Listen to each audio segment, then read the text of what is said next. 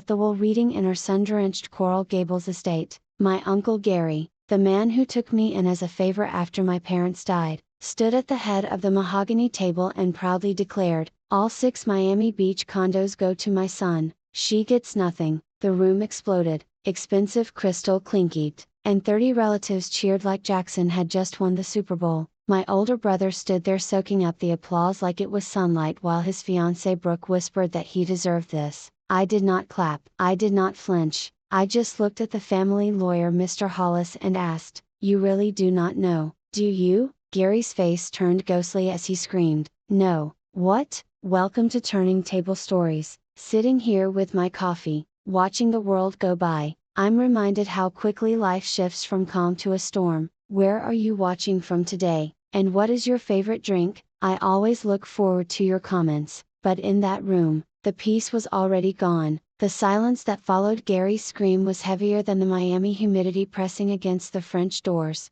Mr. Hollis adjusted his bifocals, looking between us like he was trying to solve a puzzle with half the pieces missing, but Gary did not wait for an answer. He was a man who lived by the rule that volume equals authority, and when he did not get his way, he simply shifted the battlefield. He reached into his leather portfolio and pulled out a single sheet of paper, sliding it across the polished mahogany until it stopped right in front of me. It was a maintenance invoice for $15,000. Gary cleared his throat, his eyes narrowing as he tried to regain his footing. "Since you are the forensic accountant and you are doing so well for yourself," he said, his voice regaining its practiced, condescending edge, "we have decided you will handle the emergency maintenance assessment fees for the South Beach units. It needs to be paid by tomorrow morning to keep the properties in good standing. Consider it your final contribution to the family honor as Jackson takes over." My Aunt Patricia reached out and patted my hand, her eyes watery and rehearsed. "It is only fair, Jordan," she whispered. "You have the stable income. We have all sacrificed so much. We have all sacrificed so much to keep the Whitaker name respected." I looked at the invoice, then at my mother's manicured hand. I realized then that my relationship with them had never been a bond of blood. It had been a subscription service and I was the only one footing the bill. This was the trap they had been setting for decades, the normalization of cruelty. They did not see themselves as exploitative, they saw my hard work as a collective family asset they were entitled to harvest whenever they pleased. In their twisted logic, my reliability was just a tool they could use to fix Jackson's failures, and they framed their greed as a practical family decision. My compassion had been a luxury they had overdrafted for years, and they were shocked that I had finally stopped playing along. I did not cry, I did not ask why Jackson, with his brand new inheritance, could not pay his own bills. I did not remind them that I had already worked 80-hour weeks for 3 years to save Gary's business from his own reckless bookkeeping. I simply stood up, the chair leg scraping against the marble floor with a sound like a closing gavel. I left the pen untouched. I left the $15,000 bill sitting on the table, a white flag of surrender they actually expected me to sign. I did not say goodbye. I walked through the foyer, past the coordinated family portraits and the suffocating smell of lilies and stepped out into the humid Miami air. By the time I reached my car, my phone was already vibrating in my pocket. It was a text from Jackson. "You bitter loser," it read, "you are always just the help around here. Dad is furious. You better resend that money or you are dead to this family." I did not answer, I did not even feel the sting of his words. I just looked at the screen and felt a strange cold clarity. This was not a family crisis, it was a liquidation. I put the car in gear and drove away from the Gables, leaving their version of honor in the rear view mirror. Inside me, the anger was not loud this time, it was clinical.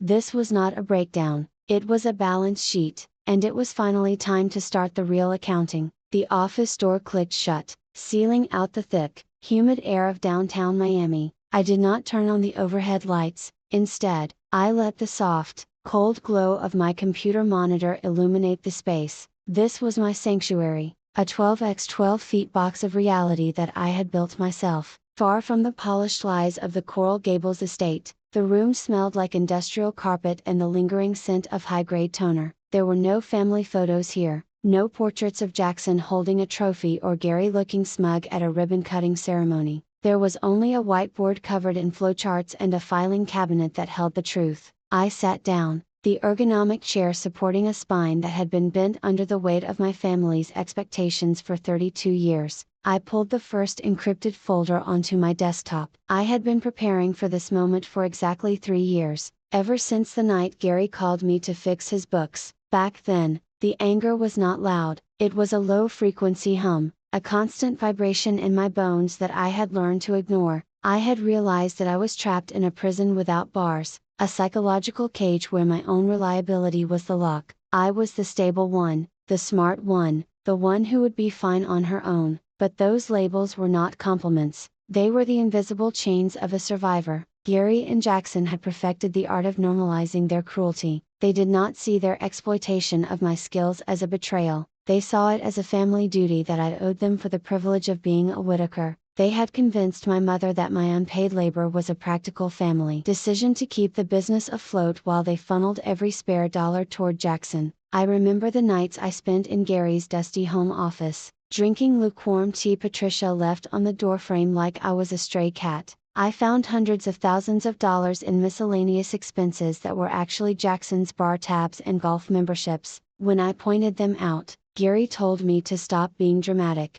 He said, I was the reliable one, so I should just make the numbers work. He framed their greed as my responsibility, a narrative I had allowed to persist while I gathered the evidence to destroy it. My silence during those years was not a sign of weakness, it was a survival strategy. I was a survivor, not a victim, and every hour of unpaid labor I gave him was a link I was adding to my own chain of evidence. People see a girl staying quiet and think she is broken, but I was just an architect building a case. I was the silent investor in their version of family footing the bill for their delusions while I mapped out the exit. I realized then that their love was a contract they had breached long ago, a subscription I was finally ready to cancel. The most insulting part was the day after I saved Gary's business from a federal tax lien. I had asked him for a small loan, $5,000, to help with the startup costs for my own forensic accounting firm. I had a business plan, a client list, and a 5-year projection.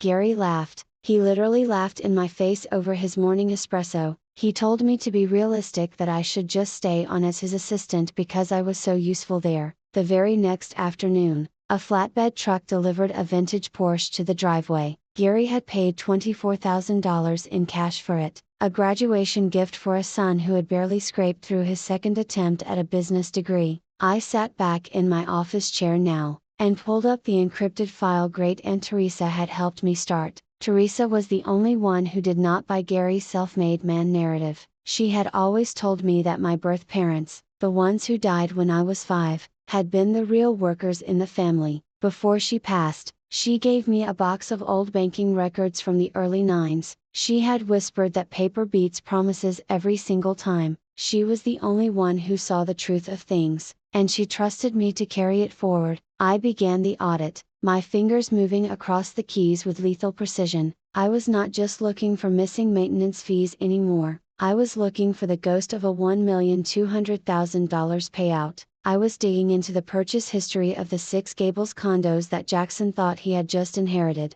I knew the truth was hidden under layers of shell companies and offshore transfers. This was not a breakdown, it was a balance sheet, and I was going to make sure every cent was accounted for. I rubbed my eyes, but there was no fatigue, only the cold clinical clarity of a professional about to dismantle a lifelong lie. Inside my office, the fluorescent lights hummed a different tune now, the sound of an impending avalanche. I was not just Jordan, the daughter anymore, I was the auditor of their souls, and I was about to find every single cent they had stolen from my legacy. The cold blue light of my smartphone screen flickered in the darkness of my office. It was exactly 11:51 p.m., when the first notification chimed, a digital herald of the storm Gary had finally unleashed. I did not reach for it, I did not need to, I already knew the frequency of his desperation. Within seconds, the screen was a scrolling ledger of malice. Gary had taken the war to the one place he felt most powerful, the public arena of social media. His Facebook post was a masterpiece of manufactured heartbreak. He had uploaded a photo from 10 years ago, a forced family portrait where I was standing slightly out of focus in the back while he beamed over Jackson's shoulder. The caption read, "When your own child betrays the family name and refuses to honor her responsibilities, You realize some people only care about themselves. I gave Jordan everything and this is how she repays us, praying for guidance. It was clinical in its manipulation, a strategic move to leverage our social circle against me. I did not flinch. I did not feel the sting of the comments piling up, aunts and family friends offering thoughts and prayers while labeling me a monster. Instead, I opened my laptop and began a different kind of logging. Every like, every heart on that post from my relatives was a data point. I was recording the liquidation of their moral authority. Jackson of course could not help himself. He had commented under Gary's post, "She was always just the help in the family business. Dad guessed she finally showed her true colors when the money was not easy anymore." I watched as Patricia hearted Jackson's comment. It was a silent confirmation of the hierarchy they had lived by for 32 years. They were not shocked by what they had done, they were shocked that I had stopped playing along. I rubbed my eyes, not to summon regret, but to clear my vision for the spreadsheets. This was not a breakdown, it was a balance sheet. My compassion had been a luxury they had overdrafted for years, and now their account was officially frozen. The smear campaign continued through the night, more messages poured in, accusations of being ungrateful, selfish, and cold. I did not answer a single one. I went back to my spreadsheet. Each toxic word they typed was a green light, a moral authorization for the systematic audit I was about to complete. They thought they were destroying my reputation, but they were actually providing the perfect distraction while I finished the professional audit that would destroy their throne. Inside my office, the air was still and smelled of cold coffee and ozone. While they were busy performing for a non-existent audience, I was busy perfecting the accounting of their betrayal. I was the invisible ATM for a family that didn't even like me. Now I realized it had been a subscription and I was finally clicking cancel. Anger was not loud this time, it was clinical. Every screenshot I saved, every lie I documented was a line of code in the software of their downfall. By 3 o'clock in the morning, Gary's post had been shared 40 times. I smiled at the screen, a soft, dangerous expression. They wanted a public spectacle, they wanted a narrative. Fine, I would give them exactly what they asked for, but the ending would not be written in a Facebook post, it would be written in a court of law. I waited until the digital echoes of Gary's tantrum began to fade before I made the call that would end their world. I did not call my mother to plead for understanding. I did not call Jackson to defend myself against his labels. I called Marcus, a specialist real estate litigator whose reputation in Miami was built on dismantling fraudulent empires. He had been a colleague of mine during my time as a junior analyst, and he knew that when I brought him a file, it was not a guess, it was a conviction. The next morning, the air in Marcus' office was crisp, smelling of expensive leather and the cold logic of law. He sat across from me, a leather portfolio open on his desk, his sharp eyes scanning the initial results of my audit. "This is quite a situation, Jordan," he said, tapping a finger on a wire transfer from 1998. "If these numbers mean what I think they mean, your father did not just overlook you, he systematically erased your future before it even started." We dove into the purchase history of the Gables condos. Gary had always told the family he bought the first 2 units in South Beach using the profits from his construction firm. It was the foundation of his self-made myth, a story he had used to justify Jackson's easy life and my constant labor. But as we traced the capital, the narrative did not hold. The construction company had been in the red during the late 90s. The $300,000 used for the down payment did not come from business revenue,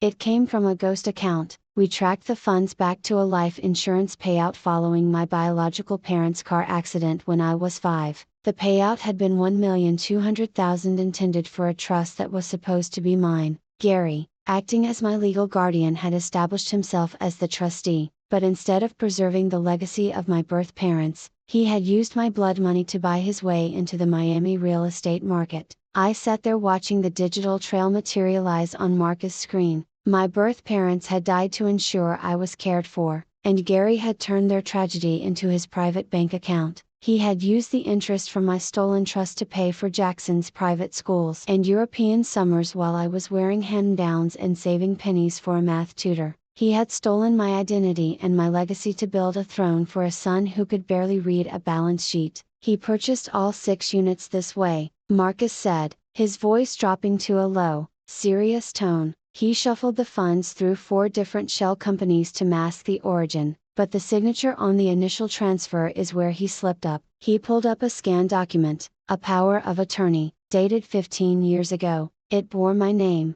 but the handwriting was a clumsy mimicry of mine. He had forged my signature to grant himself total control over the trust funds the moment I turned 18. He had used my social security number to set up these shell companies while I was still a minor, then kept my credit file frozen for years under the pretense of protecting me from identity theft. I was a forensic auditor who had been locked out of my own financial life by the very man I trusted. I looked at the forgery and felt a sudden freezing clarity. This was not a family disagreement, it was a crime scene. Gary had not just been a bad father, he was a thief who had been living on my overdraft for 3 decades. My quietness for all those years had not been a sign of weakness, it was the invisible chains of a survivor, a tactical silence while I gathered the evidence to unlock the cell. You all lived in a house of cards and you forgot who paid for the foundation. The silent investor is withdrawing her capital. Marcus looked at me waiting for a reaction. I did not cry, I did not ask why he did it, I simply looked at the $1,200,000 figure on the screen and said,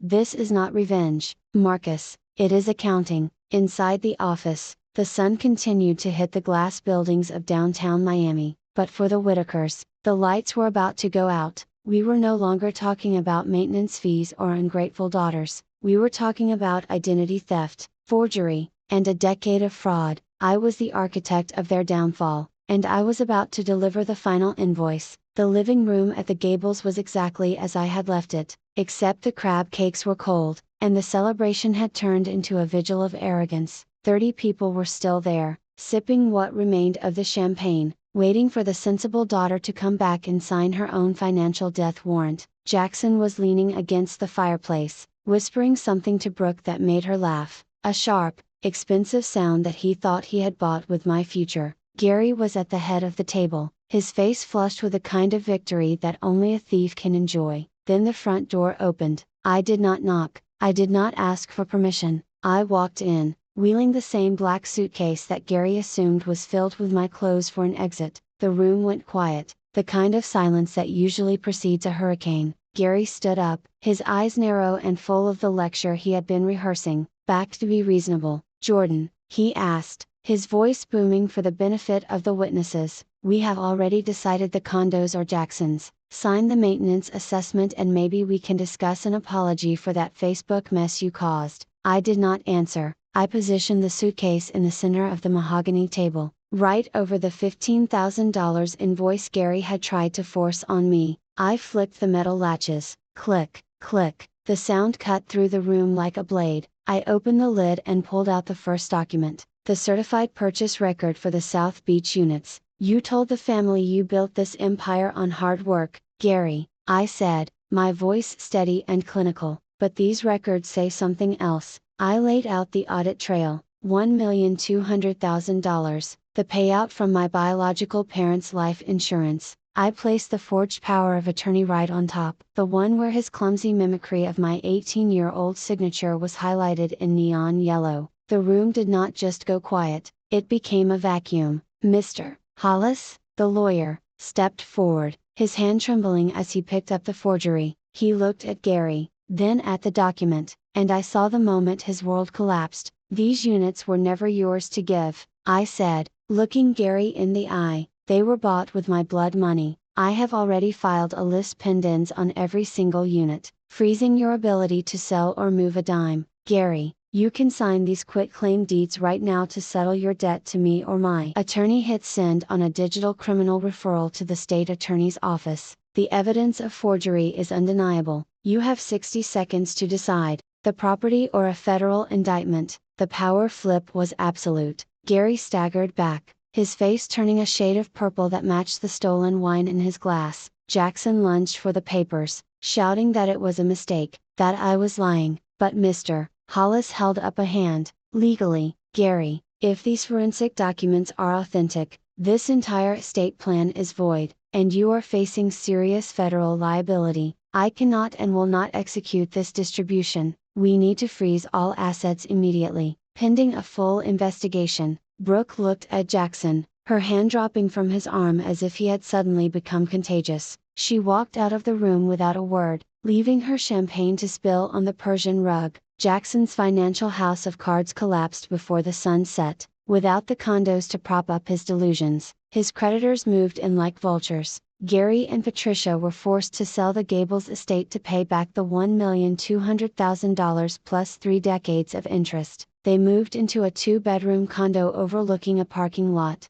a place where the air did not smell like leaves, but like the consequences they had tried to avoid. But I did not live in those condos, I did not need their luxury. I converted the income from the South Beach units into the Teresa Foundation. We focus on helping children who have suffered financial identity theft at the hands of their own guardians. It was not about revenge, it was about ensuring Gary finally reaped exactly what he had sown. It was poetic justice decades in the making. I turned Gary's legacy of greed into a legacy of construction. Every ledger I balance now helps another child find the ground beneath their feet. I have come to realize that your worth is not a number that someone else gets to decide. I spent 30 years thinking I was a burden because that was the story Gary needed to tell to keep his hands in my pockets. If you find yourself in a similar situation, remember this: the people who treat you like an afterthought are usually the ones most terrified of your clarity. Being overlooked is not a weakness, it is a tactical advantage. It gives you the freedom to build your own fortress while they are too busy performing for a crowd that does not exist. Paper beats promises every single time,